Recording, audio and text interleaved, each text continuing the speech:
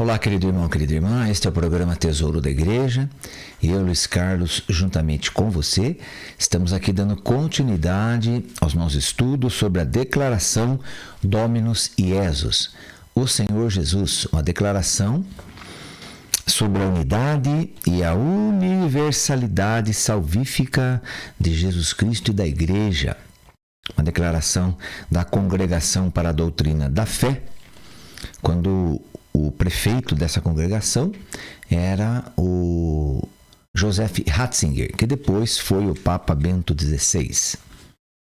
Bem, nós estamos no primeiro capítulo desse documento, que tem como título O caráter pleno e definitivo da revelação de Jesus Cristo. Nós estamos vendo aqui, então, sobre a fé, sobre a revelação, como que Deus se revela, como que Deus começou a sua revelação, como que Ele o fez. Bem, continuando aqui, nem sempre se tem presente essa distinção na reflexão odierna, sendo frequente identificar fé teologal, que é a aceitação da verdade revelada pelo Deus Uno e Trino, com crença própria das outras religiões, que é a experiência religiosa, ainda à procura da verdade absoluta e ainda carente do assentimento a Deus que se revela. Essa é uma das razões porque se tende a reduzir e, por vezes, até anular as diferenças entre o cristianismo e as outras religiões. Bem, ele diz aqui então que essa distinção da reflexão moderna, reflexão teológica, reflexão doutrinal, odierna dos nossos tempos, os tempos atuais. Então existem nos nossos tempos muitos tipos de religiões. Antes do cristianismo já existiam grandes religiões, mas depois com o cristianismo também se tornou uma enorme religião também. E depois, no século XVI, com a questão de Lutero, aí da Reforma, então abriu-se o protestantismo. E daí do protestantismo, então abriu em várias ramificações cristãs, que se autodenominam cristãs. Então aí vem as congregações cristãs, Assembleia de Deus, Igreja Batista, Adventista, o Sétimo Dia, vem aí as igrejas evangélicas, as igrejas pentecostais, muito bem. Então vem aí uma série de denominações cristãs e também, fora isso, as denominações cristãs apareceram muitas igrejas, muitas denominações provindas aí da Ásia, né? Então, aí temos aí várias doutrinas, né? Que vêm, então, completamente contra o cristianismo, né? Não tem nem como falar, né? Não tem nada a ver com Jesus Cristo. Mas também notamos aí o aumento, né, das pessoas denominadas esotéricas, que então, vamos dizer aí, pessoas que se entendem que podem se relacionar com seres astrais, com outros tipos de seres mais fortes, com elementos mais que estão aí no cosmos, né? Elementos cósmicos. Então, aí já deriva aí várias opções de crenças, né? Então, nós temos notado isso aí, que nos nossos tempos tem essa variedade de tipos doutrinais ou seitas, né? Então, como o próprio Joseph Ratzinger diz aqui, muitas crenças, experiências religiosas, Ele vai dizer aqui também, ainda à procura da verdade absoluta. E então, fugindo aí, né? Saindo da verdade que Deus revelou. Então aí está. Tem tipos de doutrina, exatamente, que não conhecem o cristianismo, não conhecem Jesus Cristo. Então eles vão aí tendo como base o Deus Todo-Poderoso, que muitos deles reconhecem, claro, que existe um Deus acima de todas as coisas, ele que é o gerenciador do mundo, ele que opera todas as coisas. Então muitas religiões acreditam nesse Deus, não sabem quem ele é. Claro que não tem a revelação, não tem o dom da revelação, né? Ou melhor dizendo, não tem os dados da revelação. Então não sabe que é o Deus que é Pai, que é Filho, que é Espírito, não sabe que um deles, que a segunda pessoa se encarnou para salvar o mundo todo, de todos os tempos, também não sabe. Não sabe que ele fundou uma igreja, que ele trouxe a boa nova, trouxe o evangelho. Bem, então, quer dizer, as pessoas sabem que existe alguém superior. Então imaginam que é alguém que tem muita energia, que tem muita força, que tem muita capacidade. É alguém assim que está acima de nós grandemente. É uma pessoa intocável. É uma pessoa que não dá para ser atingido. Bem, então, claro que as pessoas não têm os dados da fé, os dados da revelação. Então eles vão imaginando um Deus do jeito que eles conseguem imaginar. E vão colocando profetas aqui, homens de Deus ali, mulheres de Deus acolá, e vão formando seus tipos de doutrinas, vão inventando, vão criando, vão elaborando. Mas podemos tirar deles a razão de que eles não têm Deus? Podemos tirar, como já explicamos aí no nosso último encontro. Então não podemos tirar essa determinação deles que eles têm Deus, não podemos tirar. Porque, como eu disse no nosso encontro passado, pelas sementes do verbo que foram espalhadas, então de alguma forma, Deus está presente em cada religião. Ah, mas Deus concorda com a doutrina que eles criaram? Bem, creio que Deus não concorda com a doutrina que eles criaram, porque Deus tem a sua própria doutrina, que mandou seu filho ensinar. Mas ele está lá por amor, por misericórdia. Deus está em qualquer doutrina, em qualquer igreja, em qualquer crença, por misericórdia, porque Ele ama as pessoas. Claro que Ele não precisa concordar com a doutrina, ou não precisa concordar com o que eles pensam, conforme eles agem. Não, Deus não tem que concordar com isso, mas Deus ama e ponto final. E outra, e o Filho morreu pela salvação de todas as pessoas, de todas as religiões, das que têm religiões, das que não têm religiões. Jesus morreu por todos.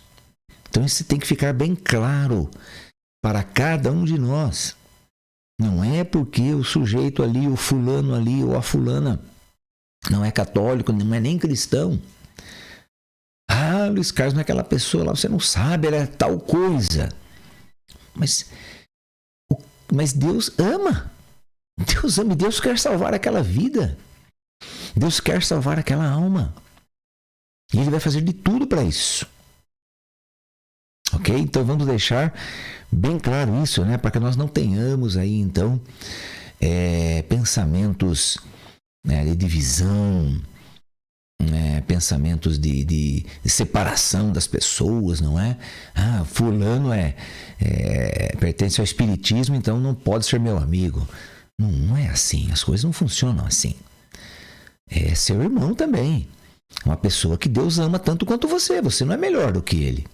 Não é porque você é católico, que você recebeu toda a doutrina, que você recebeu toda a revelação, que você tem todos os sacramentos que te salvam, que não tem nenhuma outra religião. Não tem nada. E você tem a plenitude dos sacramentos. Não é por causa disso que você então acha que você é melhor do que o outro, ou que você está numa posição melhor do que aquele. Não. De forma alguma nós não podemos pensar assim.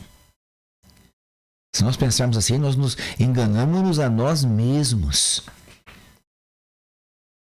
E a verdade não está em nós. A palavra de Deus não se faz presente em nós. Porque a palavra de Deus, ela é muito clara. Quando ela vem dizer que Deus quer salvar a toda a humanidade, a todas as pessoas. Então eu não posso discriminar pessoas. Eu não posso fazer o racismo doutrinal. Conhecemos muito o racismo da cor da pele, se a pessoa é rica, é pobre, esse tipo de racismo nós conhecemos bem. E o racismo doutrinal, quer dizer, porque não é católico, então eu vou excluí-lo da minha vida? Ou então, vamos sair um pouco da doutrina, um pouquinho. Vamos pensar que a pessoa, então, está no estado de pecado grave porque é homossexual, é bissexual, é transexual. Então eu não posso me relacionar com essa pessoa. Ora, como não? Como não?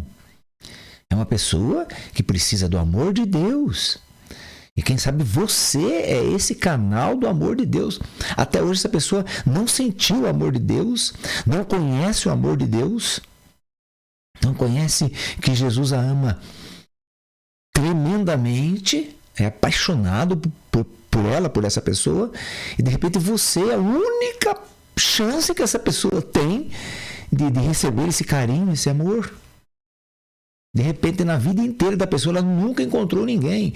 E Deus, de repente, coloca você ali para falar com aquela pessoa, para falar do amor de Deus, para ela se sentir amada, receber um abraço seu, sincero.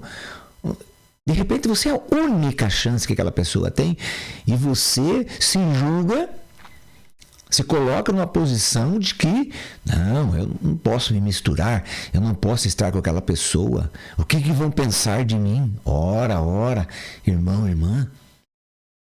O que as pessoas pensam não importa. Lembra que eles falavam de Jesus? Olha, Jesus come com aquelas pessoas, cobradores de impostos, come com aqueles ladrões. Não sabe que aquela moça ali é uma moça da vida e está com eles também. Então, quem sabe, ele também está fazendo alguma coisa com ela. Então, as pessoas pensavam isso de Jesus? Obviamente que sim. Claro que sim. Pensavam isso de Jesus, julgavam Jesus, já condenavam Jesus. Olha quem ele é, porque ele come com cobradores de impostos, com impuros. Então, o que as pessoas pensam de você não importa. De jeito nenhum, de forma alguma. Não importa mesmo. O que importa é que você entenda que Jesus morreu por todas as pessoas. Portanto, todas as pessoas têm o direito à salvação. Isso é muito importante. Elas têm o direito de ser salvas.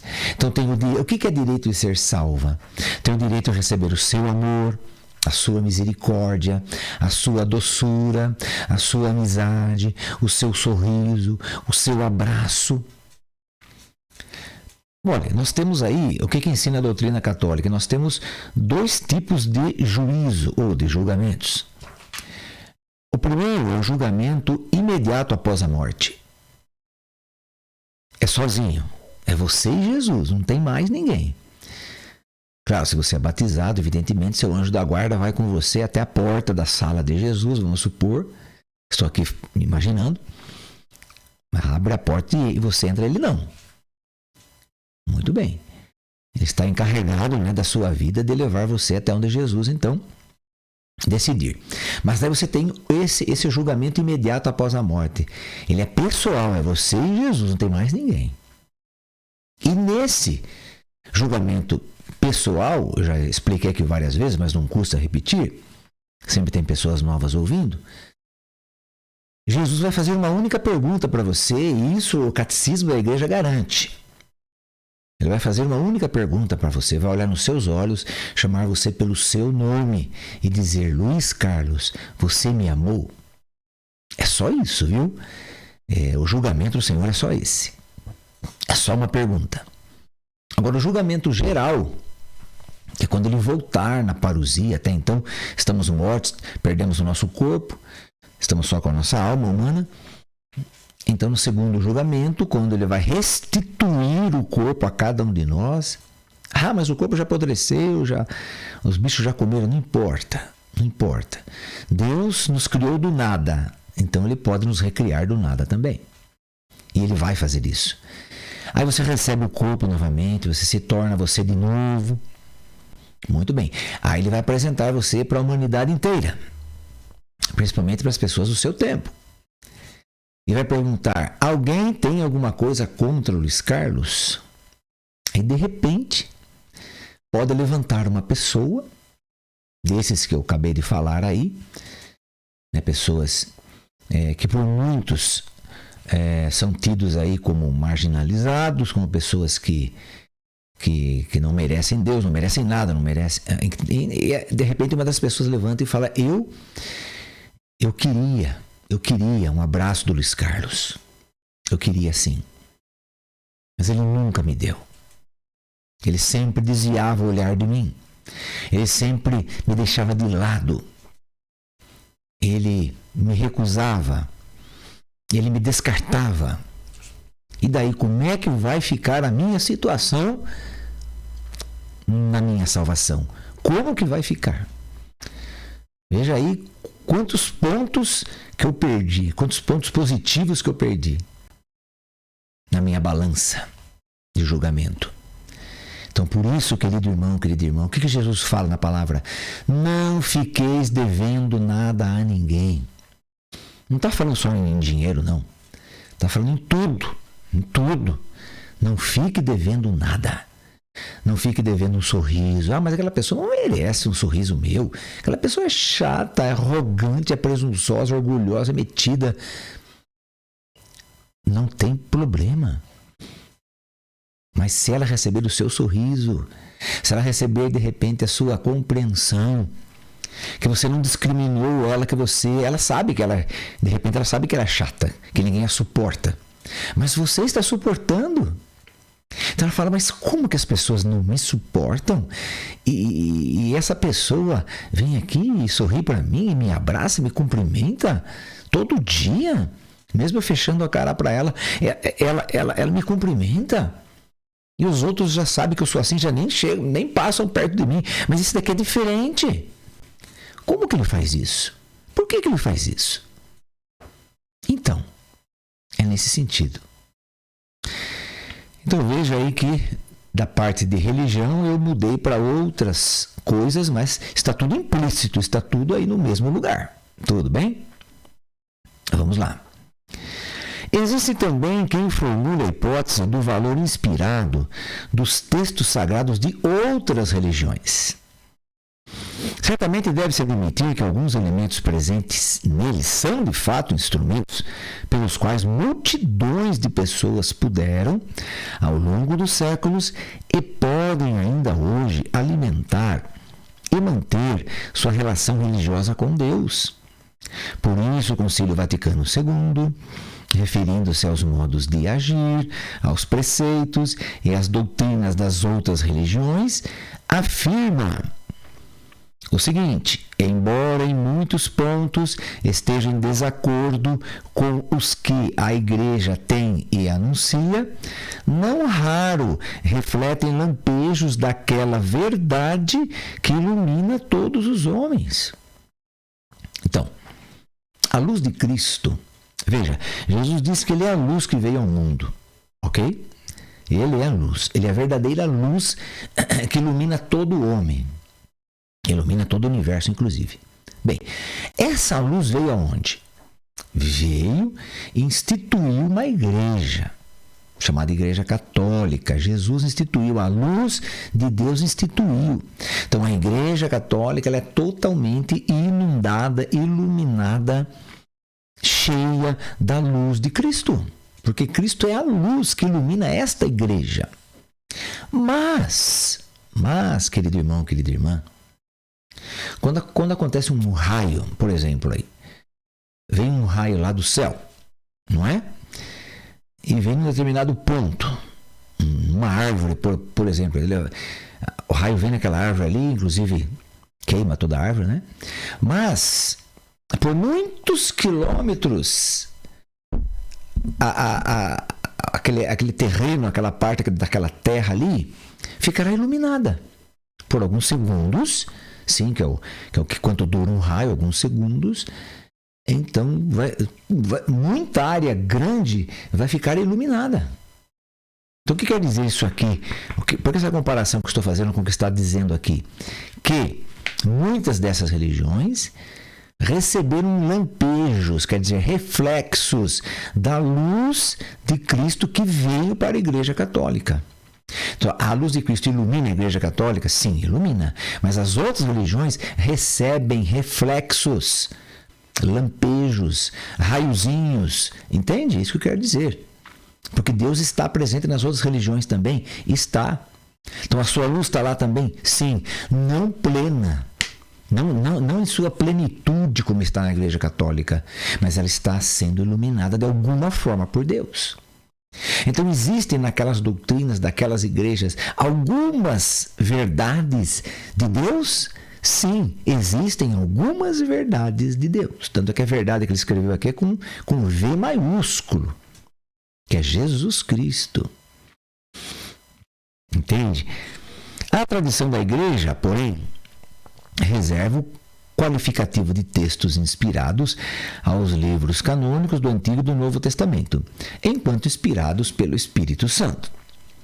Fiel a esta tradição, a Constituição Dogmática sobre a Revelação Divina do Concílio Vaticano II ensina, com efeito, a Santa Mãe Igreja, segundo a fé apostólica, tem como sagrados e canônicos os livros completos do Antigo e do Novo Testamento, com todas as suas partes, porque foram escritos sob a inspiração do Espírito Santo. Eles têm Deus como autor. Ah, mas é o livro de Isaías, é o livro do Jeremias, é o livro do Gênesis, é o livro de São Paulo, a carta de São Paulo, mas é Deus o autor.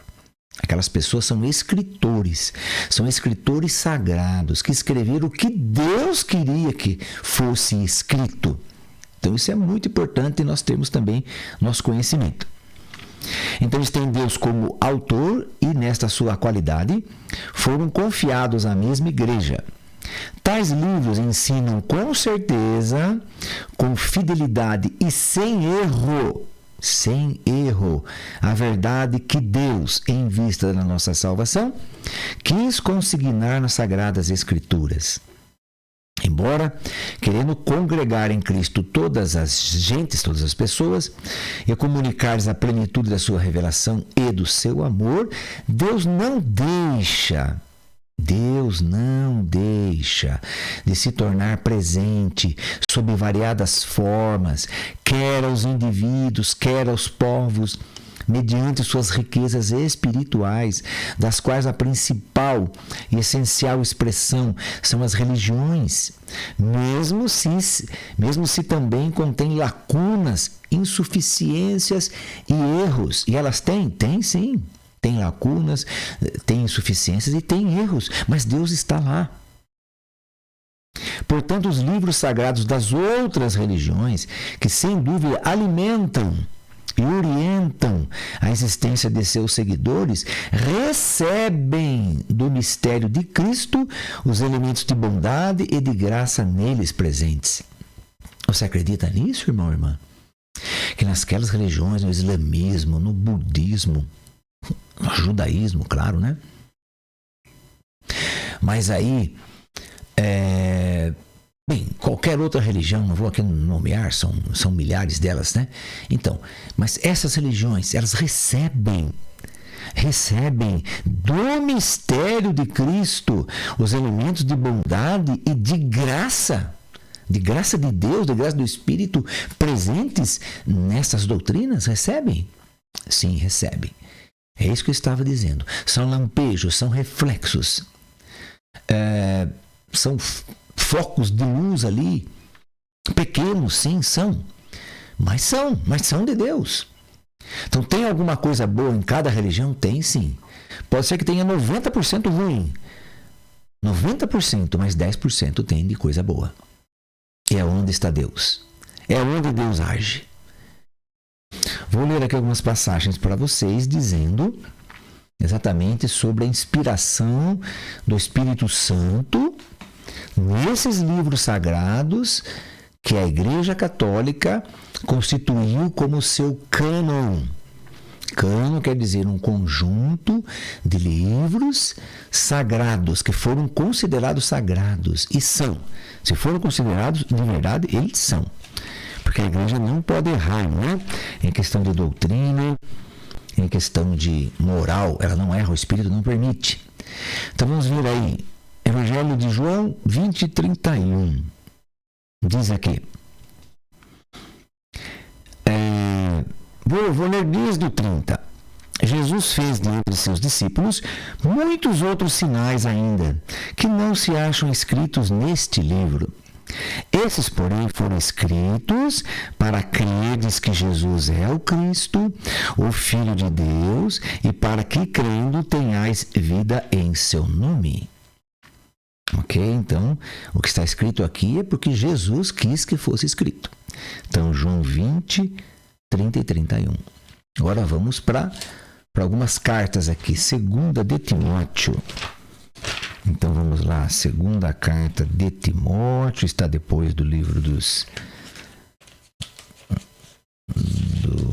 deixa eu ver aqui. Timóteo, segunda carta de Timóteo. Está aqui. Segunda Timóteo, vamos lá. Capítulo 3, versículo 16. Então vamos lá. Toda escritura, olha, 2 Timóteo 3,16. Toda escritura é inspirada por Deus. Então Deus é o autor. Ele inspira o escritor, ok? Então vamos lá.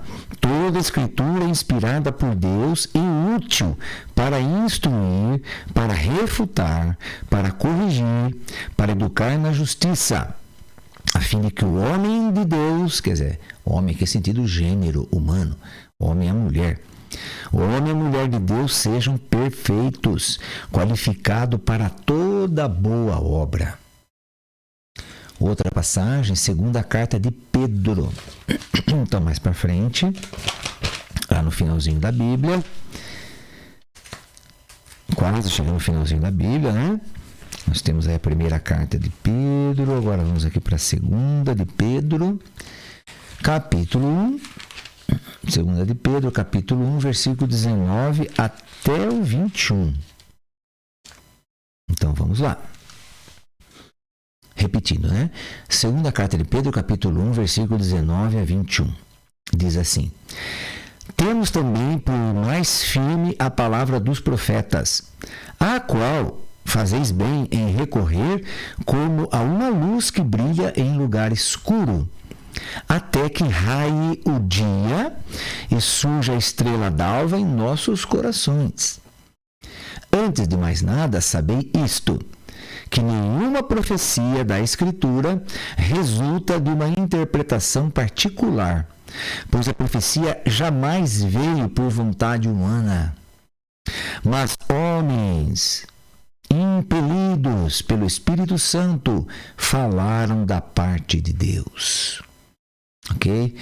Vamos ver outra agora, também ainda na carta de Pedro, capítulo 3, versículo 15 e 16. Então, 2 Pedro 3, 15 a 16. Considerai a longanimidade de nosso Senhor como a nossa salvação, conforme também o nosso amado irmão Paulo vos escreveu, segundo a sabedoria que lhe foi dada. Isto mesmo faz ele em todas as suas cartas, ao falar nelas desse tema. É verdade que em suas cartas se encontram alguns pontos difíceis de entender, que os ignorantes e vacilantes torcem, como fazem com as demais escrituras, para sua própria perdição. Quer dizer, então, não entender um ponto da doutrina, não fique torcendo, quer dizer, não fique imaginando o que significa aquilo, não. Vá buscar conhecimento, vá perguntar. a um padre, a um teólogo, ao bispo. Pergunte, escreva aqui para mim, né? Também sou professor de teologia, ajudo como posso. Então vamos lá, vamos ajudar sim. Então, não entendeu alguma coisa? Entre em contato, né? É isso que está dizendo aqui a segunda carta de Pedro, né? Ok? Bem, querido irmão, querida irmã, então nós hoje encerramos aqui o primeiro capítulo desse documento e a partir do nosso próximo encontro iremos estudar sobre o Logos encarnado e o Espírito Santo na obra da salvação. Quem que é o Logos? O Logos em grego é palavra, né? Quer dizer palavra. Quem que é a palavra encarnada? O Filho de Deus. A segunda pessoa da Santíssima Trindade, que depois de encarnada vai receber o nome de Jesus. Mas isso então fica para o nosso próximo encontro, tá bom? Vamos rezar uma Ave Maria pedindo à Virgem Santa que reze por nós, para que sejamos homens e mulheres firmes na doutrina e muito mais no amor e na misericórdia. Ave Maria, cheia de graça, o Senhor é convosco. Bendita sois vós entre as mulheres e bendito é o fruto do vosso ventre, Jesus. Santa Maria, Mãe de Deus, rogai por nós, pecadores, agora e na hora da nossa morte. Amém. Que o Senhor nos abençoe em nome do Pai, do Filho e do Espírito Santo. Amém. E até o nosso próximo encontro, se Deus quiser.